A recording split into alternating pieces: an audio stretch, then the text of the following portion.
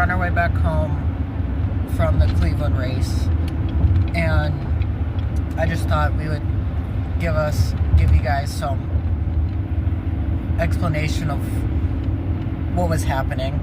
It was so from when it was geared from the track we've been racing at, it was at a 31, and we geared down 3 teeth. We geared down 3 teeth to a 28, a 28, and tomorrow we're going back to a 29, because the 28 was way too small, and the 29 was the best I got for speed and being able to clear that back tabletop that's real big. That's really hard to clear. And for our setup, we have -1 in the rear. We have -1 degrees of camber in the rear end. 1 in the front. We have -1 in the front. Our car is, we have 13 mil in the front, 14 in the mil in the rear for ride height. So we're really low, and we're running, because I'm in the 17.5 spec tire class, so we're running rear end is cactuses, is Schumacher cactuses. And then I can't remember what the fronts are, but they're a Schumacher tire. They're actually pretty good on this track. The track is very tight and fast, I noticed. And it's kind of small. The track's small. The lanes aren't very wide. The corners are real tight. They come up quick on you. Yeah. But like, you gotta jump right into a turn. Like, there's a lot happening in a very small amount of track. And it's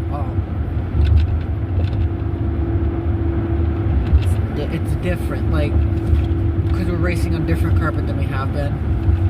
It's got a lot of traction, like a lot. So I've noticed with my car, it's starting to try to roll over in some turns. If I push it, if I go slow enough, it doesn't do it. But if I go fast, it doesn't. But if I'm like kind of going fast but not fast, it starts to roll over. It tries to, at least. And then off the back tabletop, I can't quite make it, so I like hit the down slope with my front tires in the back, in the actual flat with the rear tires, and it like kicks the car. So I just need to just land on the top, because I can't make it. And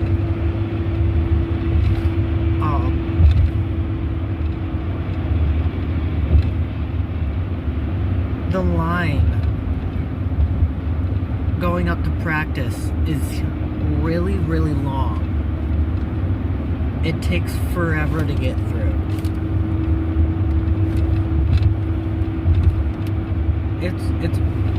It's pretty cool. I've never done like a big race like this, so I'm kind of lost on what to do. But it's a lot of fun. Yeah, the format I think takes time to get used to. We're used to racing on a smaller venue, or smaller number of racers, where you can do more practice laps and make a change to the car and go right back out and see if it improves, whatever, get a lot of seat time. With this, with there being, there's 200 and some drivers, 450 some entries, there's 62 cars just in his class. You get one shot every couple hours for 4 minutes, or not even really 4 minutes. You know, by the time the timer turns on, you only get, 2.5 minutes, almost 3. You're getting 8, 9, 10 laps. That's it on a car, and then you wait 2.5, 3 hours before you're back on the track again. You know, it's hard to get in a rhythm. At least we're not used to this. You know, I mean, other guys probably race more like this, and this is better suited to their rhythm. I don't know, but that seems to be what we're struggling. Just not getting enough track time because the carpet is so new to us. It's CRC black, and we're used to running, like Home Depot gray office carpet. Yeah, we normally run an office carpet with fuzz bites. And that's like the only thing that works at the track, at ARCS, where we race. But here, like, I'm pretty sure you could run dirt slicks on it and you'll have plenty of traction. Like, there's so much traction. It's insane. But, we made some adjustments from the very beginning. We pushed the car down because the jumps aren't as big as at ARCS. ARCS, they got some monsters where you let it fly, so you need a lot of ground clearance to absorb that. So we lowered the car back down a bunch because it's not going to, it helps with the traction roll too. So that caused, it was real tight in the very first heat that we ran, our first practice run. Changed the setup just a little bit. It got better. Switched out of gears. We went from the 31 down to the 29. They worked good, and I thought, well, maybe we could try to sneak out a little bit more by dropping to that 28. That obviously wasn't it. We did notice in those last 2 practices, we had a little issue with the geometry in the front end of it. Weren't quite getting the radius, the turning that we needed out of the right, because this track is way tighter than ARCS. Yeah, we need all the steering we can get. So we had to try to adjust some pieces. Tried to change that little camber link, the little steering arm link. It goes from the bell crank to this servo horn. Yeah, and I made a little adjustment to it. I did get it back tight enough, so we went back out on the track. It looked okay on the carpet sitting in the pit box, and it doesn't, like, you can't apply the same forces that you do when you're out on the track running full heel. And he goes out on the very first one, that almost last heat. It's a good thing we figured out the line thing and got in like the second heat, the second group of that third. I was pretty much the last group of 17.5 practice. Yeah, so we got in that first group. He went out there, knocked it off. That's mechanic failure, not mechanical failure. It was the mechanic screwed that up. Him failure. Was able to get it swapped back out just in enough time for him to make one more run there at the end, to get it put back together. Car did pretty good, so it did come apart again at the end. So we've swapped out. We brought another car, robbed the part off of it because we know that part works. We'll try to got it back to where it's supposed to be, fix that radiusing issue with the turn. It looks like it is. Once again, it's hard to check it. It looks good sitting on the floor, looks good in the, on the pit board. Run it up and down the carpet just a little bit in the thing to make sure she's going straight as an arrow. It all looks good.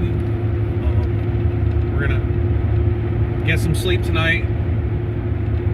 Double check it tomorrow morning, make sure we didn't mess up something before we try to get back on the track for another 2-second, a couple of laps practice. Yeah, 2-minute practice. See if I can't fix the original part that was in the car. Or not fix it, but put it back together so that's correct again. I don't know why we have an issue with it. just didn't notice it at arcs. Probably because there's less traction. It's not trying to pull it apart as much.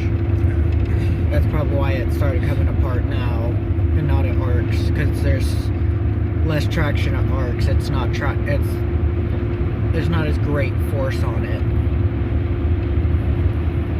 Yeah, so there'll be, in the morning we'll live stream those practices. They'll be anywhere from 6 to 6:40, 6:45. It'll be in between there.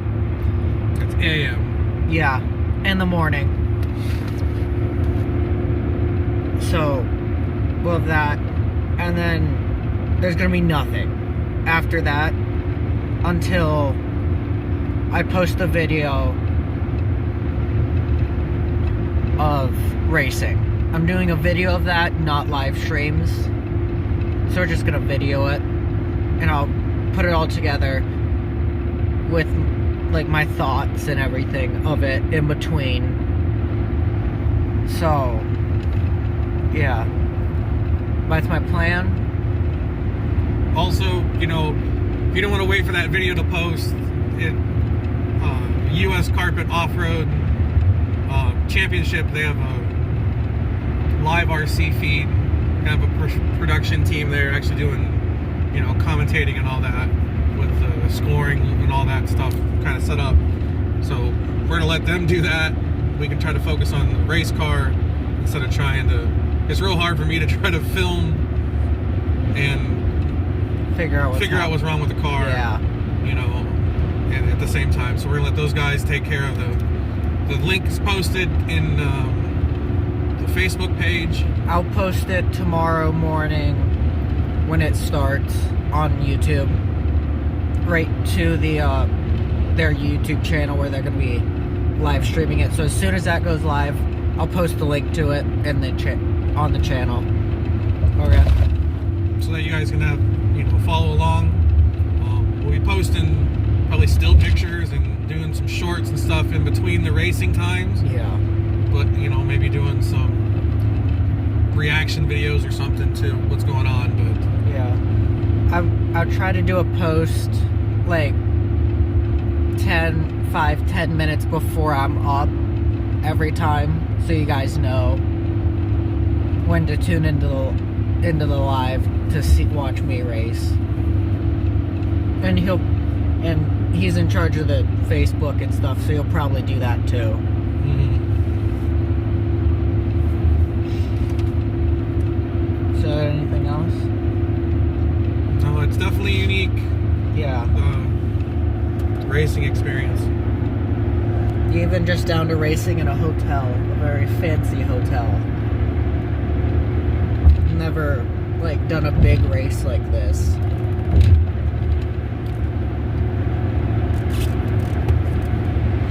Yeah, you definitely need to check out one of the live streams. I think it was the one that he broke. I kind of gave you The last two. Yeah, I gave you like a walk through the pit area outside the ballroom where we're racing, where we're actually pitted right front, middle, in the center. Yeah, like you walk in, we're like the first guys you see. Yeah, like we're something big and bad with our, you know, hillbilly setup compared to like the hobby wing guys who are behind us, and they're all, they look all professional. Yeah, they got team banners and little flags on their pit boxes and their pit stands, and they look all professional. Team Exalt, all those guys. Yeah, they all wore the same T-shirts and they're sitting together, and everything looks professional. Team Scream's got his little store set up, and then there's us. We got a sweet pit mat. No, we got a sweet pit mat and some pretty cool shirts right now. We got merch lady hooked us up. Yeah, we got some. Yeah, it's got Metro Racing on the front, and then across the back it's the YouTube channel. He's got one, so we look pretty similar. We look slightly professional, I would say. Mm-hmm. As professional as we're gonna get until we're actually professionals. Yeah, it's hard to miss mine. My setup, if you guys are looking for it, just look for a yellow rock crawler at the pit. That's me. I've got a yellow rock crawler in my pit area. It's hard to miss when it's the only rock crawler there. Yeah, and it's right next to the line where everybody's lining up for practice. I know we've taken some pictures and some video of how long the line is for the 17.5 cars. Doesn't seem to be that long for anybody else. But like I said, when there's 62 entries for 17.5, that line gets real long, real fast. Yeah. And if we're not paying attention, watching the timing of who's getting in line, you know, we end up stuck in the middle, and then it's only time you only get one run. Like if you're not in those first 2 or 3 go rounds, and you know, you only get one. You're only gonna get one shot at making it up there, because you got to marshal. Even if I take the car and try to stand in line for them, we barely make that. I mean, you got to be the first couple buggies to be able to get in first couple, and then make the last couple like we just did. So yeah, it's interesting. Gonna be a long day tomorrow. There's 55 races for seating practice. That's how they're gonna figure out who goes into what heat. We're race 44 out of 55. They're 2-minute long or 3-minute long runs. I start at 7, so that'll be a couple hours before. And once again, like he said, we'll post a few minutes before it's easier to determine when we're going to actually be up on the track. I know people are busy. We don't need to be sitting around watching live stream all day. Yeah. For a 4-minute race to be done and over with. So. Yeah. Yeah, so we'll try to post 10 or 5, like 5-10 minutes before we're going to go up. So you guys have time.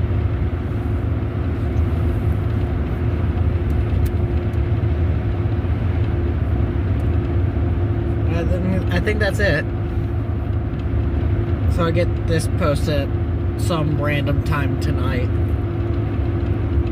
It's currently 8:34 on the way home, and we'll come back tomorrow, get about 4:30 to be there at 6. So, yeah. Guys, remember to like and subscribe. Hit this like button. And I've got one more question for you guys. Do you guys want to see on the channel soon a Losi Mini B, not a Micro B, sorry. Another Losi Mini T2.0. A Losi JRX2, one of the little 1/16 scale ones. An Axial 124 scale base cam. Just put in the comments which one of those you guys want to see on the YouTube channel next. Cause I'll do whatever one you guys pick. I'll do a review video on it. So yeah, whatever one you pick, just put it in the comments. So if you want the Losi Micro B, you could just put Micro B, or just put Losi Mini T 2.0 or Mini T. So same thing for that. So yeah, I'll get this posted. We'll see you guys tomorrow.